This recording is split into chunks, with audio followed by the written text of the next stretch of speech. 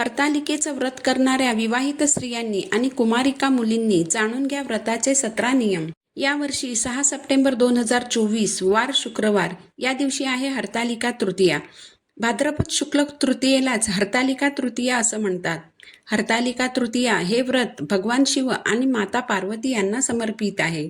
सर्व सुवासिनी स्त्रिया आपल्या पतीच्या दीर्घायुष्यासाठी हे व्रत करतात. कुमारिका मुली तसेच ज्या विवाहयोग्य मुली आहेत त्या अनुरूप जोडीदार जीवनसाथी मिळावा यासाठी हरतालिकेचं हे व्रत करतात. पौराणिक कथेनुसार माता पार्वतीने भगवान शंकरांना प्रसन्न करून घेण्यासाठी हे व्रत केले होते.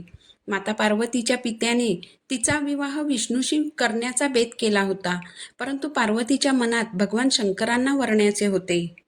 म्हणून पार्वती मातेच्या मैत्रिणींनी तिचे अपहरण करून तिला एका गुहेत लपवले. तिथेच माता पार्वतीने हरतालिका व्रत करून कठोर तपश्चर्या केली आणि भगवान शंकरांची प्राप्ती केली.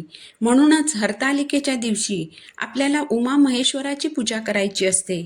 हरतालिका व्रताचे अतिशय महत्त्वाचे असे 17 नियम. 1. हरतालिका हे व्रत निर्जल केले जाते, म्हणजेच या उपवासाला पाणीही ग्रहण केले जात नाही. केवळ शहाळ्यातील पाणी ग्रहण केले जाते. यामुळे बऱ्याच भागांमध्ये शहाळी आणि केळी हे या उपवासाला खाल्ले जाणारे पदार्थ विवाहित लेकीसाठी तिच्या सासरी पाठविण्याची परंपरा आजही पाळली जाते. 2. हरतालिकेचं व्रत पाळायला सुरुवात केल्यानंतर शक्यतो त्यामध्ये खंड पडू देऊ नये, म्हणजेच एकदा का हे व्रत सुरू केले की मध्येच सोडू नये. जर काही कारणाने एखाद्या वर्षी तुम्हाला व्रत करणे शक्य होणार नसेल तर तुम्ही तुमच्या घरातील इतर व्यक्तींकडून व्रत पूर्ण करून घ्यावे, परंतु व्रतामध्ये खंड पडू देऊ नये. 3. हरतालिकेचं निर्जल व्रत करताना तुम्ही नारळ पाणी, हंगामी फळांचा रस, लिंबू पाणी तसेच दूध, दही, लस्सी आणि उपवासादरम्यान प्यायल्या जाणाऱ्या इतर द्रव्यांचे सेवन करू शकता. 4. या उपवासाला साबुदाणा खिचडी किंवा भगर खाल्ली जात नाही. तसेच या उपवासाला आगीवर शिजवलेले पदार्थही खाल्ले जात नाही. या उपवासाला तुम्ही फळं खाऊ शकता, जसे की केळी, सफरचंद, डाळिंब इत्यादी फळं. तसेच रताळेही खाऊ शकता. तुम्ही ड्रायफ्रूट्स देखील खाऊ शकता. 5. हरतालिका व्रताच्या पूजनामध्ये वाळूचे शिवलिंग आणि पार्वती मातेची मूर्ती तयार करून त्यांची स्थापना करावी आणि पूजनासाठी लागणारे सर्व साहित्य वापरून यथाविधी मनोभावे पूजा करावी. हरतालिका व्रतकथा वाचावी आणि वाचता येत नसेल तर श्रवण तरी करावी. 6. हरतालिका व्रतपूजन करताना काळ्या रंगाचे कपडे परिधान करू नयेत. तसेच या व्रताचे पूजन करताना हरतालिका व्रतकथा वाचणे किंवा श्रवण करणे अतिशय महत्त्वाचे आहे. याशिवाय हरतालिकेचे व्रत अपूर्ण समजले जाते. शिवाय या दिवशी झोपू नये. 7. हरतालिका व्रतपूजा ही परंपरेनुसार सकाळी तसेच प्रदोष काळात केली जाते. हरतालिका व्रतपूजेमध्ये देवी पार्वतीला काकडी आणि मक्याचे कणीस अवश्य अर्पण करावे. या दिवशी स्त्रियांनी रात्रभर जागरण करून भजन कीर्तन करावे आणि प्रहरानुसार वाळूच्या शिवलिंगाची पूजा करावी. 8. हरतालिका व्रतामध्ये किंवा हरतालिकेच्या पूजेच्या मांडणीमध्ये ठेवायचे शिवलिंग तसेच पार्वती मातेची मूर्ती, तिच्या सख्या, नंदी आणि गणपतीची मूर्ती ही मातीपासून किंवा वाळूपासून तयार करायची असते. याला पार्थिव शिवसृष्टी असं म्हटलं जातं. 9. पूजा करताना सर्वप्रथम श्री गणेशाची स्थापना करावी.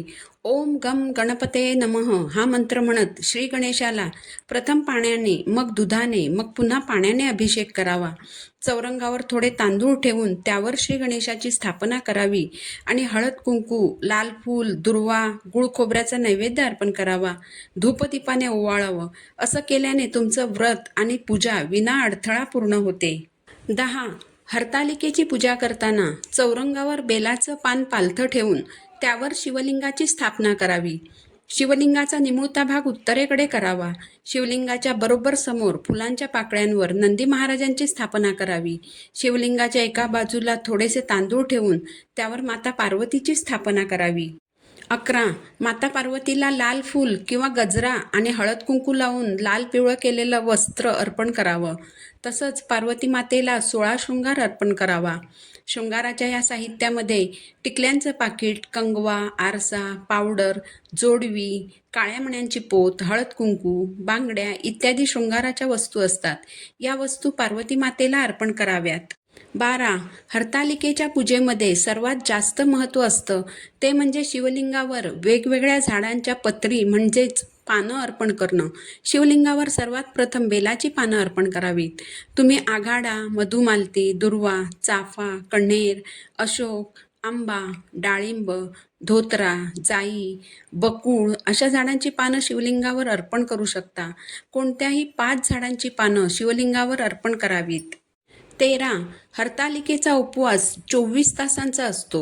हा उपवास दुसऱ्या दिवशी म्हणजेच गणेश चतुर्थीच्या दिवशी सकाळी शुचिर्भूत होऊन उत्तर पूजा करून मगच सोडावा.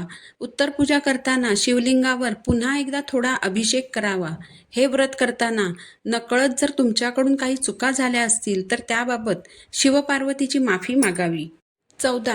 हरतालिकेची पूजा करत असताना आपल्याला ओम नमः शिवाय किंवा ओम उमा महेश्वराय नमः किंवा ओम पार्वतीपतये नमः या मंत्रांचा जप करायचा आहे. सर्व पूजा झाल्यानंतर आपल्याला न चुकता कापूर आरती करायची आहे. 15. हरतालिकेची पूजा विशेष महत्त्वाची मानली जाते. त्यामुळे ज्या महिलांना मासिक धर्म अडचण किंवा विटाळ आला असेल अशा महिलांनी व्रत करावे, पण व्रताची पूजा करू नये. तसेच उपवास करावा, दुरूनच व्रतकथा ऐकावी, परंतु देवाला स्पर्श करू नये आणि ठराविक वेळ झाल्यानंतरच उपवास सोडावा. 16. हरतालिकेचा उपवास सोडण्यासाठी जे पदार्थ तुम्ही घरात बनवले असतील त्याचा नैवेद्य पूजेला दाखवावा आणि त्यानंतर तोच नैवेद्य खाऊन उपवास सोडावा. यानंतर तुम्ही मांडलेली पूजा शिवलिंग आणि पूजेच्या साहित्यासह पाण्यामध्ये किंवा झाडाच्या मुळाशी विसर्जित करावी आणि प्रसाद खाल्ल्यानंतरच उपवास सोडावा. 17. हरतालिका व्रत करताना व्रत करणाऱ्या व्यक्तीने मन शांत आणि प्रसन्न ठेवावे. व्रताच्या दिवशी कोणावर रागवू नये, कोणाशी वाद घालू नये. स्वच्छ, शांत आणि प्रसन्न मनाने व्रत पार पाडावे. अशा प्रकारे स्त्रियांच्या अनेक व्रतांमध्ये हरतालिका हे व्रत सर्वश्रेष्ठ मानले जाते. सर्व सुवासिनी स्त्रिया पतीच्या दीर्घायुष्यासाठी या व्रताचे पालन करतात आणि वैवाहिक जीवनात आनंदाची कामना करतात. वरीलप्रमाणे सर्व नियमांचे पालन करून हे व्रत केल्यास शिवपार्वतीचे अखंड सौभाग्याचे आशीर्वाद प्राप्त होतात. ही माहिती तुम्हाला महत्त्वपूर्ण वाटली असेल तर कमेंटमध्ये नक्की कळवा. व्हिडिओला लाईक करा आणि अशीच नवनवीन माहिती जाणून घेण्यासाठी चॅनलला नक्की सबस्क्राईब करा.